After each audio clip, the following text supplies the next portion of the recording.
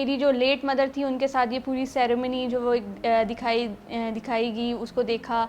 तो उस लिहाज से मैंने पिक्चर भी उसी को चूज़ की, क्योंकि वो उसको बड़े हम देख रहे थे कि वो किस तरीके से उनके ड्रेस और वो ओवरऑल जो उनकी रॉयल सेरेमनी थी वो काफ़ी खूबसूरत जो दिखाई दी गई थी।